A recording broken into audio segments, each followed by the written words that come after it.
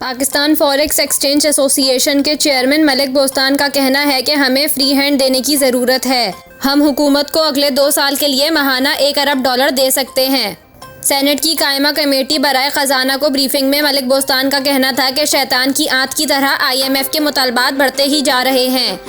गुज़िश्ता 30 साल में पाकिस्तान से $180 अरब बैरून मुल्क जा चुके हैं। पाकिस्तान में फॉरेन एक्सचेंज की कमी नहीं है, ताहम मार्केट कभी डंडे से काबू नहीं आती। हमें फ्री हैंड देने की ज़रूरत है। मलिक बोस्तान का कहना था कि क्रिप्टो करेंसी और फॉरेन फॉरेक्स ट्रेड में पैसा ज़ाया हो रहा है। $15,000 तक सार्फिन से शनाख्ती कार्ड ना मांगने की इजाज़त दी जाए। अब तो $1 के लिए भी बायोमेट्रिक करानी पड़ती है, जबकि हवाला और हंडी वाले घर तक सप्लाई देते हैं। इनका कहना था 1998 में एटमी धमाकों के बाद मुल्क को $10 अरब लेकर दिए।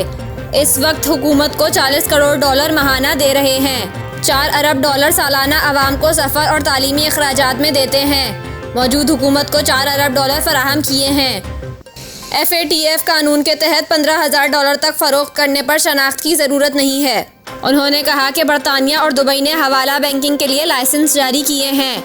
स्टेट बैंक ने एक्सचेंज कंपनियों के चार्जेस को बहुत महदूद कर दिया है। बैंकों को $1 लाने पर 20 रुपये और हमें $1 मिलता है। पाकिस्तान में इस वक्त लोगों के पास $4 अरब घर में पड़े हैं। इस रकम को हासिल करने के लिए हुकूमत शनाख्त की पाबंदी उठा ले। शनाख्त सिर्फ $10,000 से ऊपर खरीदो फरोख्त करने वालों से की जाए। मलिक बोस्तान का कहना था कि अफगान ट्रांजिट ट्रेड में बहुत इजाफा हुआ है। इस तिजारत में हवाला इस्तेमाल हो रहा है। पहले रोजाना $1 करोड़ बैंकों में जमा करवाते थे, अब बहुत कम जमा हो रहा है। अफगानिस्तान से तिजारत को पाकिस्तानी रुपए में किया जाए। अफगानिस्तान और ईरान से माल के बदले माल की तिजारत की इजाज़त दी जाए। IT के फ्रीलांसर अरबों डॉलर ला सकते हैं।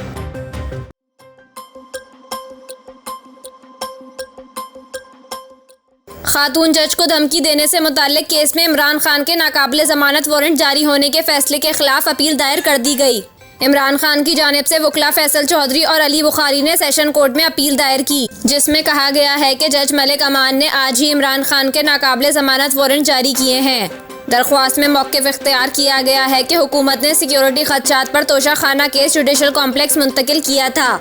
दरख्वास्त में कहा गया है कि इस्लामाबाद हाई कोर्ट ने सिक्योरिटी खदशात के तहत 6 अप्रैल तक इमरान खान की जमानत मंजूर की। नाकाबिले ज़मानत वारंट जारी करने का फैसला दुरुस्त नहीं।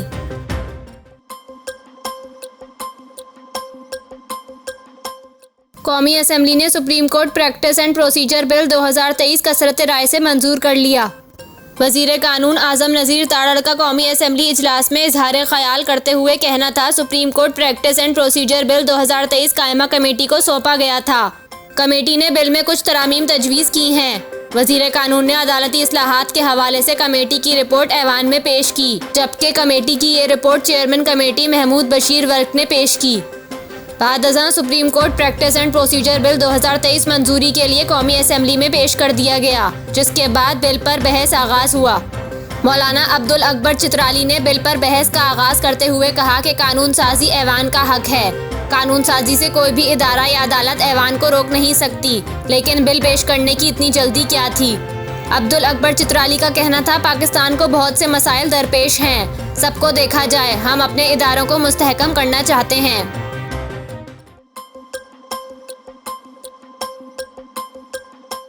Chairman Peoples Party Bilawal Bhutto Zardari ने अदलिया को तनकीद का निशाना बनाते हुए कहा कि ये फ़िरौन की तरह बैठकर आइन की मर्जी की तशरीह करते हैं। ये फैसले लिखते हैं तो आइन तोड़ते हैं। कौमी असम्बली में इजहार ख्याल करते हुए बिलावल भुट्टो सरदारी का कहना था, पाकिस्तान के अवाम तारीख में पहली बार ऐसा जमहूरी और आइनी बहरान देखा है। अवाम महंगाई और बेरोजगारी का मुकाबला कर रहे हैं। कुछ हमारे अपने फैसलों की वजह से है। लोग साबिक नालायक वजीर आज़म की वजह से भी महंगाई और बेरोजगारी का मुकाबला कर रहे हैं। उन्होंने मजीद कहा कि हमने मीसाक जमहूरियत की बदौलत NFC अवार्ड और खैबर पख्तूनख्वा को शनाख्त दी। जो बहरान पैदा हुआ, इसका जिम्मेदार कौन है? जनरल हमीद गुल इस सिलेक्टेड को सियासत में लाए और जनरल पाशा ने परवान चढ़ाया। पाशा आया, जहीर आया, फैज आया, सब चले गए, मगर इमरान मुस्तकिल मौजूद है। इनका कहना था, हमारे इत्तेहादी एक और चीफ जस्टिस इफ्तिखार चौधरी को भूल जाते हैं। इफ्तिखार चौधरी ने इस मुल्क पर अदालती अमरीत कायम की, जिसका मकसद जमहूरियत को नुकसान पहुंचाना और हाइब्रिड निज़ाम कायम करना था। चेयरमैन पीपल्स पार्टी का कहना था, हमारे हर जमहूरी कदम के जवाब में एक गैर जमहूरी कदम उठाया गया। जमहूरी अदम एतमाद के जवाब में स्पीकर और सदर ने आइन तोड़ा। वजीर आजम साहब, अगर आइन तोड़ा गया है तो केस कायम करना चाहिए। उन्होंने कहा कि हमारे कानूनी तहरीक अदम एतमाद के जवाब में इस वक्त के स्पीकर, वजीर आजम और मौजूदा सदर ने आइन तोड़ा। हम साल भर से हाथ पर हाथ धरे बैठे हैं कि दुनिया क्या कहेगी। इनका कहना था, शराफत से सियासत करना चाहते हैं मगर आइन टूटने पर शरीफ नहीं रहेंगे।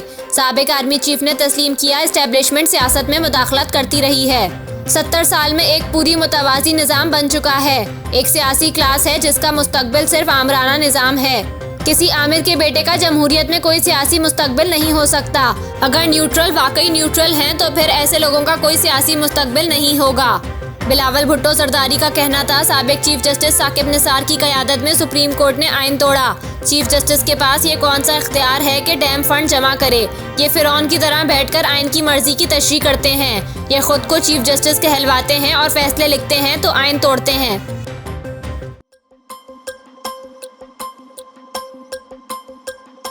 बॉलीवुड अदाकारा प्रियंका चोपड़ा ने इंकशाफ किया है कि जब इनकी अपने शौहर अमरीकी गुलकार निक जोनस से बातचीत शुरू हुई तो वो पहले से ही किसी और के साथ ताल्लुक में थी। हाल ही में अमरीकी पॉडकास्ट को दिए गए इंटरव्यू में प्रियंका चोपड़ा ने बताया कि किस तरह इनकी और निक की बातचीत का आगाज हुआ, जबकि निक जोनस ही थे जिन्होंने पहल की। प्रियंका चोपड़ा ने बताया कि 2016 की बात है जब निक की जानिब से मुझे ट्विटर पर पहली बार मैसेज भेजा गया था। इस वक्त मैं इससे बात करने में हिचकिचाहट का शिकार थी क्योंकि मैं किसी और के साथ करीबी रिश्ते में थी और मैं निक से 1 दिहाई बड़ी भी थी। अदाकारा ने कहा कि ये वक्त था जब मेरा तवील रिश्ता इख्तिताम की जानिब था। मैंने और निक ने चैटिंग शुरू की।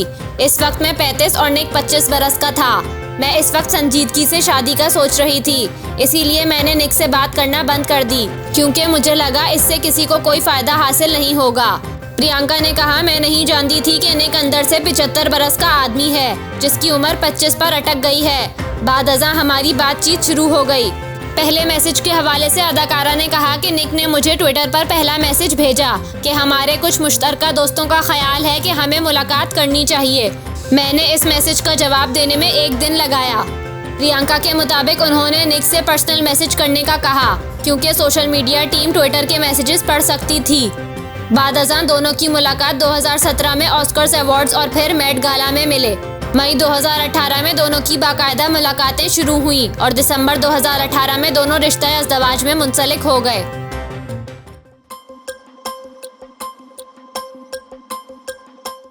मुल्क में मुफ्त आटे की तकसीम में होने वाली बदनज़मी पर गुलकार अली ज़फ़र ने अपने रद्द अमल का इजहार किया है।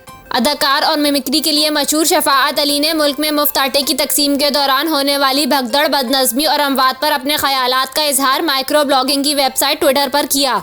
ट्वीट में शफ़ाअत अली की जानिब से सवाल करते हुए लिखा गया कि जब बिजली का बिल गरीब के घर के एड्रेस पर हर महीने आ सकता है तो मुफ्त आटे का थैला क्यों नहीं पहुंच सकता। गरीब को एक आटे का थैला देने के लिए मेला लगाने की ज़रूरत क्यों पड़ती है। इसी पर गुलकार अली ज़फ़र ने रीट्वीट करते हुए लिखा कि मुद्दा है कि ये रियासत की जिम्मेदारी है कि सबके वक़ार का ख्याल रखे। ख्याल रहे कि मुल्क भर में मुफ्त आटे की तकसीम के दौरान बदनज़मी और भगदड़ से मुत्तहद अफराद जाँ बहक हो चुके हैं।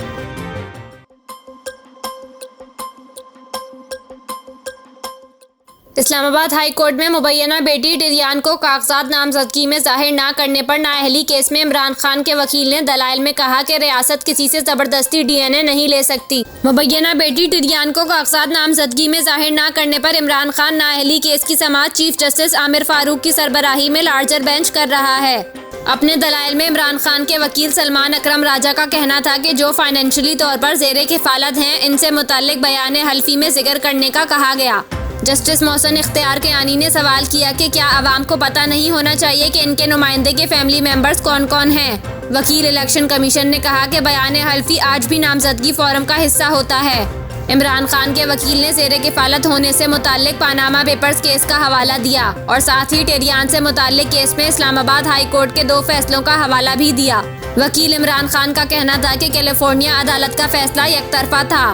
दरख्वास्त गुजार शहरी कौन है, मैंने कभी नहीं देखा। दरख्वास्त गुजार की जमा कराई गई फैसलों की नकूल तस्दीक शुदा ना होने का सवाल भी है। पानामा केस में सवाल आया था कि मरियम नवाज ज़ेरे किफ़ालत हैं या नहीं।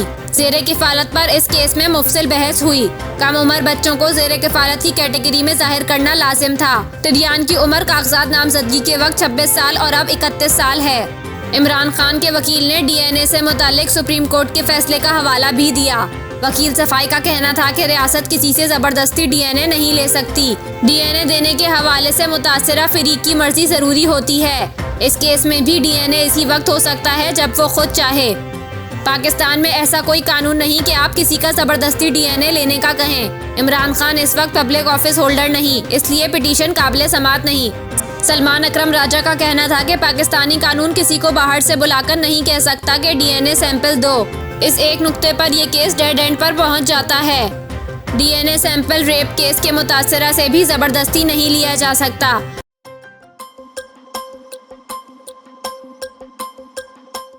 बॉलीवुड बेबो करीना कपूर ने मुतनाज़े फैशन के सबब खबरों में रहने वाली उर्फी जावेद के फैशन की तारीफ की है। हाल ही में दिए गए एक इंटरव्यू में करीना ने उर्फी जावेद के हवाले से बात करते हुए कहा कि फैशन दरअसल इजहार राय और आज़ादी इजहार का नाम है।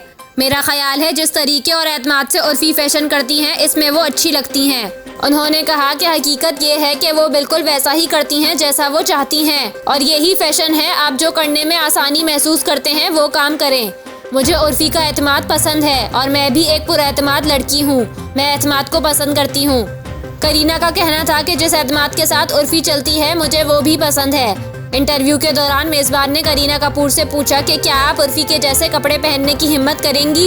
इसके जवाब में अदाकारा ने कहा कि मैं हर तरह के लिबास में कमाल कर सकती हूँ, लेकिन मैं उर्फी की तरह दिलेर नहीं हूँ।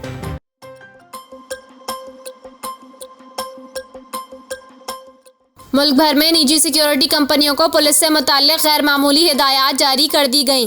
वज़ारत दाखिला ने पंजाब, खैबर पख्तूनख्वा, सिंध और बलूचिस्तान के चीफ सेक्रेटरीज को निजी सिक्योरिटी कंपनीज से मुताल्लिक़ मरासला जारी किया है, जिसमें कहा गया है कि निजी सिक्योरिटी कंपनीज के गार्ड्स ड्यूटी देती पुलिस को किसी तौर नहीं रोक सकते। वज़ारत दाखिला के मरासले में कहा गया है कि निजी सिक्योरिटी गार्ड्स पुलिस अफसरान के खिलाफ फोर्स इस्तेमाल नहीं कर सकते। पुलिस को रोकना दीगर जुराइम के साथ दफ़ा 186 PPC की खिलाफ वर्जी तस्वुर होगी। वज़ारत दाखिला ने तमाम निजी सिक्योरिटी कंपनीज को हिदायत पर अमल दरामद यकीनी बनाने का हुक्म दिया है। मरासले में कहा गया है कि कोई सिक्योरिटी गार्ड ऐसी कोई कार्रवाई में मुलव्वस हुआ तो कंपनी का लाइसेंस मनसूख किया जा सकेगा। दफ़ा 186 में सरकारी मुलाजिम के उमूर की अंजाम दही में रुकावट पर 3 माह कैद की सज़ा है।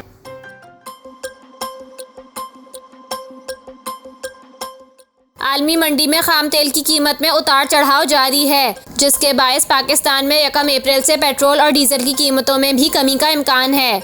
ऑयल मार्केटिंग कंपनियों का तखमीना है कि मुल्क में डीजल की कीमत में 15 से 20 रुपए फ़ी लीटर कमी का इम्कान है, जबकि पेट्रोल की कीमत में 4 से 5 रुपए फ़ी लीटर तक कमी हो सकती है। दूसरी जानिब इंडस्ट्रीज राय का कहना है कि इस बात का इम्कान है कि हुकूमत कीमतों में रद्दोबदल ना करे।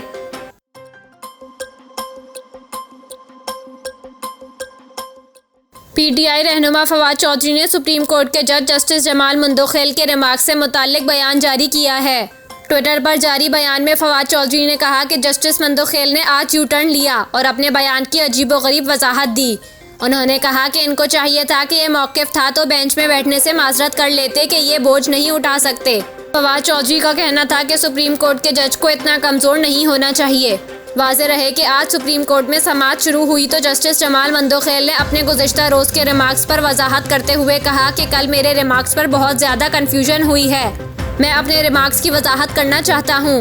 मैं अपने तफसीली ऑर्डर पर कायम हूँ। फैसले का एक हिस्सा इंतज़ामी इख्तियारात के रोल से मुताल्लिक है। चीफ जस्टिस को कहेंगे कि रोज़ देखने के लिए जजेस की कमेटी बनाई जाए। जजेस की कमेटी इंतज़ामी इख्तियारात के रोल्स को देखे। फैसले के दूसरे हिस्से में हम 4 जजेस ने आज खुद नोटिस और दरख्वास्तें मुस्तरद की हैं। जस्टिस जमाल मुंदोखेल का कहना था कि चार्जेस का फैसला ही ऑर्डर ऑफ द कोर्ट है। ये order of the court chief justice Pakistan ने जारी ही नहीं किया। जब फैसला ही नहीं था तो सदर ने इलेक्शन की तारीख कैसे दी? इलेक्शन कमीशन ने कैसे इलेक्शन शेड्यूल जारी किया? आज अदालत के रिकॉर्ड की फाइल मंगवा लें। इसमें ऑर्डर ऑफ द कोर्ट नहीं है। ऑर्डर ऑफ द कोर्ट पर तमाम जज साइन करते हैं।